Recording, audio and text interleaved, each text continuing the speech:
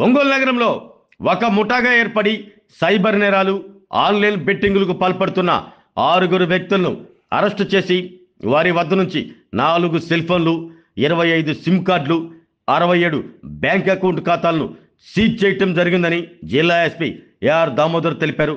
జిల్లా ఎస్పీ కార్యాలయ సమావేశ మందిరంలో మీడియా సమావేశంలో ఎస్పీ మాట్లాడుతూ ఇతర దేశాల నుంచి ఒంగోలు వచ్చి పీర్లమాన్యం, లింగారెడ్డి అపార్ట్మెంట్ ప్రాంతాల్లో నివాసం ఉంటూ ఆన్లైన్ మోసాలకు పాల్పడుతున్నారని ఎస్పీ తెలిపారు.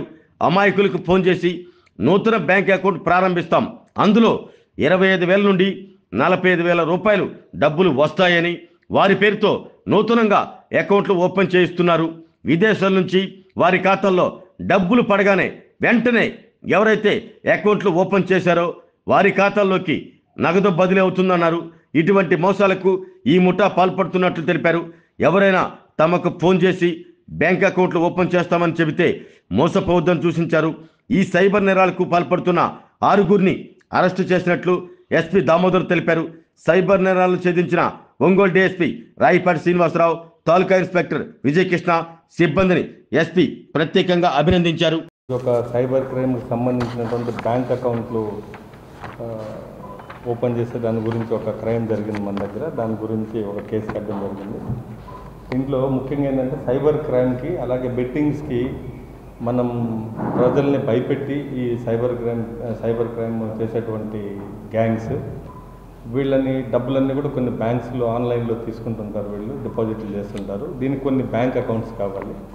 ఈ క్రమంలో మనం బ్యాంకర్స్ని లాస్ట్ ఒక 1 మంత్ 1.5 మంత్ క్రితం కొంతమంది బ్యాంకర్స్ని పిలిచి ఇలా దొంగ అకౌంట్లు ఓపెన్ చేశారు కొంతమంది, దాంట్లో అమౌంట్ వెళ్తుంది, ఏదైనా అమౌంట్లు ఇలా సస్పీషియస్ ట్రాన్సాక్షన్స్ ఉన్నప్పుడు మా దృష్టికి తీసుకొని రండి అని చెప్పడం జరిగింది. వాళ్ళకి కొన్ని ఇన్స్ట్రక్షన్స్ ఇచ్చాం మనం, ఇటువంటి అకౌంట్లు ఉంటాయి అన్నీ కూడా.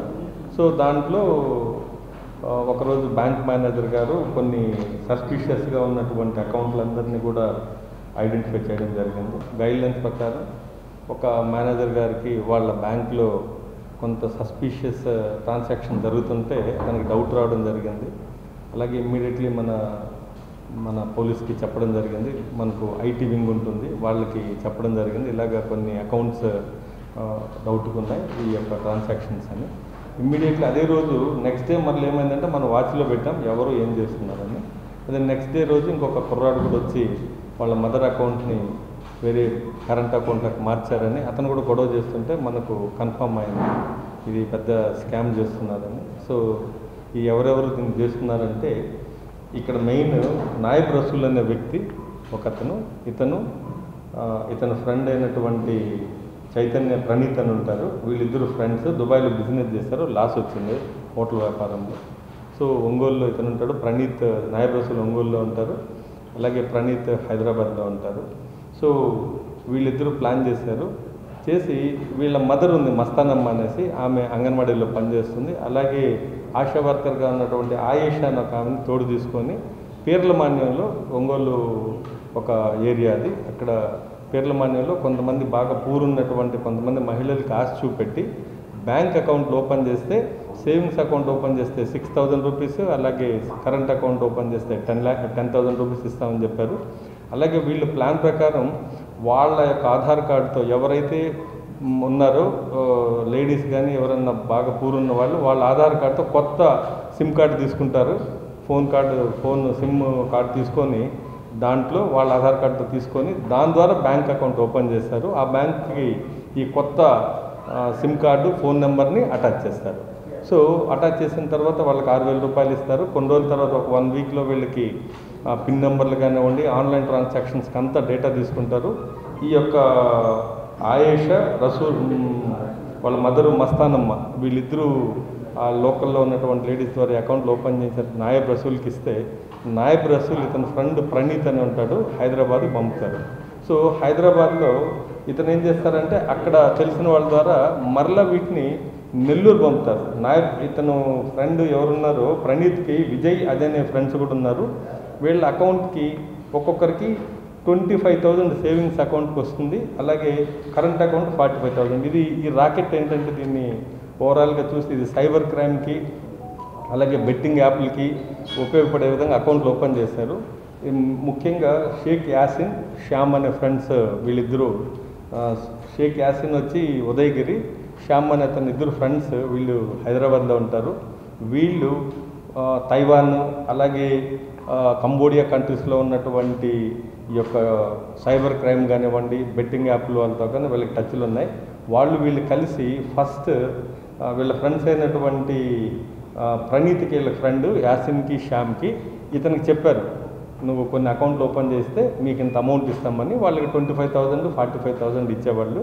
ఈ ప్రణీత్ ఇక్కడ ఉన్నటువంటి నాయబ్ రసూల్కి అలర్ట్ చేసి ఇక్కడ ఈ అకౌంట్లు ఓపెన్ చేసి వీళ్ళ మధ్యలో ఇది ఒక చైన్ ఇదంతా కూడా. వీళ్ళు ఇక్కడ అకౌంట్ ఓపెన్ చేసిన తర్వాత మొత్తము ఒక కొరియర్లో హైదరాబాద్ పంపుతారు.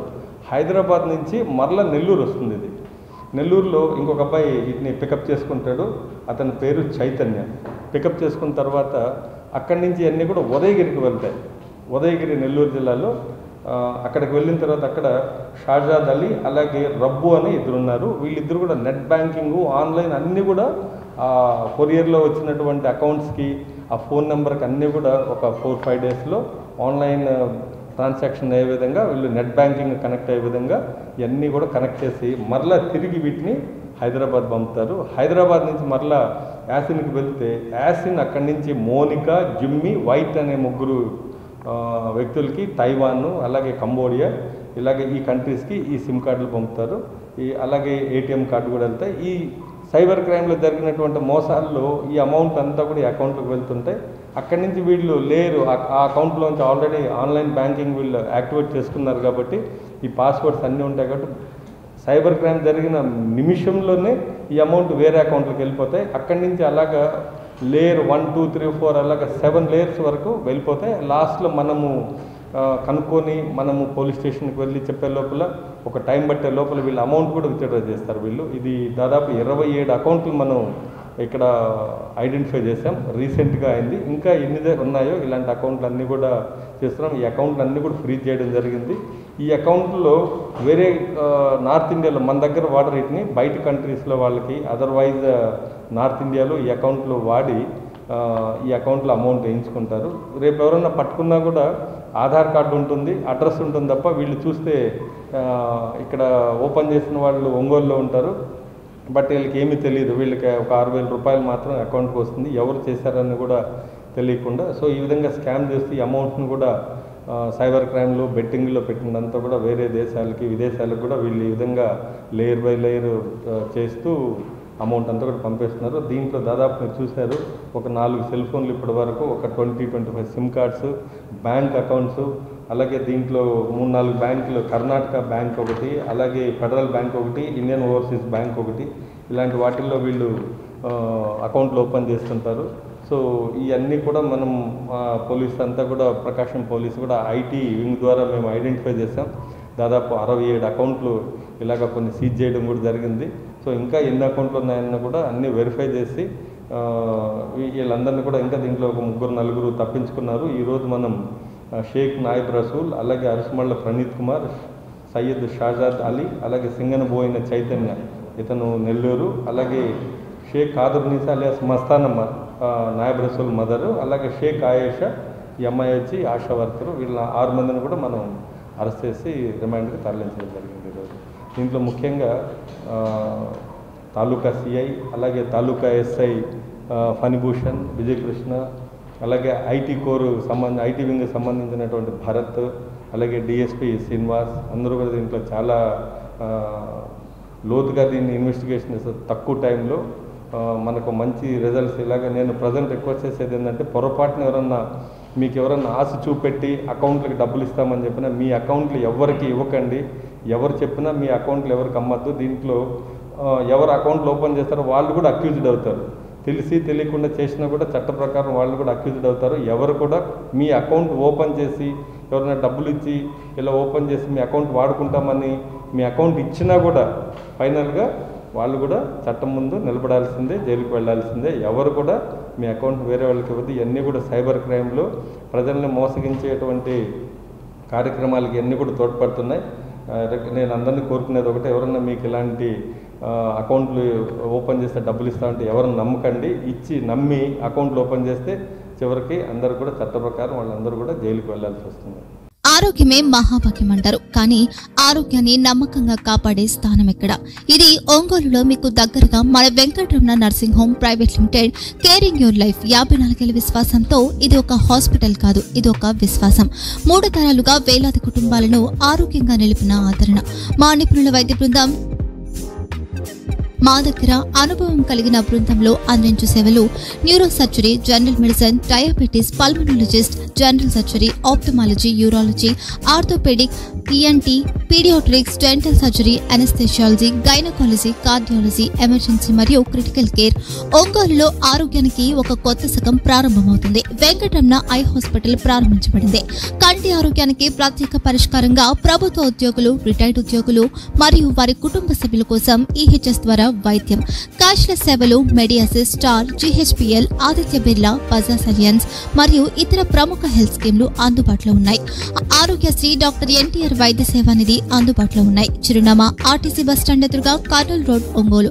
Phone number 08592282623, cell number 9100679099, eye hospital number 9866484770, website www.venkatramananursinghome.com, Facebook www.facebook.com/pkrnh. Venkataramana nursing home, 3 తరాల విశ్వాసం, నూతనతతో కూడిన సేవ. మేము కేవలం చికిత్స చేయము, మేము శ్రద్ధ వహిస్తాం, పరిరక్షిస్తాం.